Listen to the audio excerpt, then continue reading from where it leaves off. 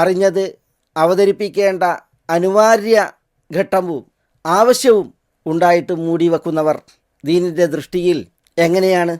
നബി സല്ലല്ലാഹു അലൈഹി വസല്ലം പറഞ്ഞത്, മാ മിൻ റജുലിൻ ആതാഹുല്ലാഹു ഇൽമൻ ഫകതമഹു ഇല്ലാ ഉതിയ ബിഹി യൗമൽ ഖിയാമത്തി മുൽജമൻ ബിലിജാമിൻ മിനന്നാർ എന്നാണ്.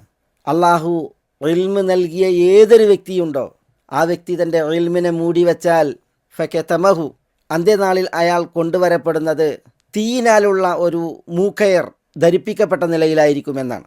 മറ്റൊരു നിവേദനത്തിൽ മൻ സുഇല അൻ ഇൽമിൻ യഅലമുഹു, താൻ അറിയുന്ന ഒരു അറിവിനെക്കുറിച്ച് വല്ലവരും ചോദിക്കപ്പെട്ടു, ഫകതമഹു അയാളത് മൂടി വച്ചു എങ്കിൽ അൽജമഹുല്ലാഹു ബിലിജാമിൻ മിൻ നാരി യൗമൽ ഖിയാമ, അന്ത്യനാളിൽ തീയിനാലുള്ള ഒരു മൂക്കയർ അയാളെ അള്ളാഹു ധരിപ്പിക്കുമെന്നാണ്.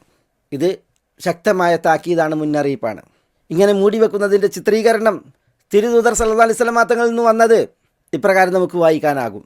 അവിടുന്ന് പറഞ്ഞു, മസലുല്ലദീ യതഅല്ലമുൽ ഇൽമ സുമ്മ ലാ യുഹദ്ദിസു ബിഹി കമസലില്ലദീ യക്നിസുൽ കൻസ ഫലാ യുൻഫിഖു മിൻഹു. ഇൽമ് പഠിക്കുകയും എന്നിട്ടത് പറയാതിരിക്കുകയും ചെയ്യുന്നവൻ്റെ ഉദാഹരണം, ഉപമ അല്ലദീ യക്നിസുൽ കൻസ്, നിധി വാരിക്കൂട്ടുന്നവൻ്റെ ഉപമയാണ്.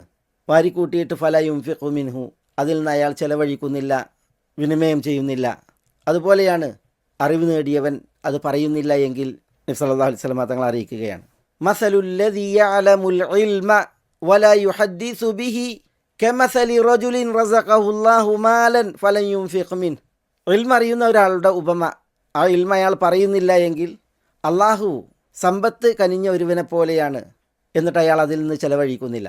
ഇൽമു ലാ യുഖാലു ബിഹി കകൻസിൻ ലാ യുൻഫഖു മിൻഹു, പറയപ്പെടാത്ത ഇൽമ് ചെലവഴിക്കപ്പെടാത്ത നിധി പോലെയാണ് എന്ന് പറഞ്ഞാൽ, കെൻസായി മാലായി ഉള്ളവൻ ചെലവഴിച്ചില്ല എങ്കിൽ അവനെക്കുറിച്ചാണ് ലുബ്ധൻ, പിശുക്കൻ എന്നൊക്കെ പറയുക.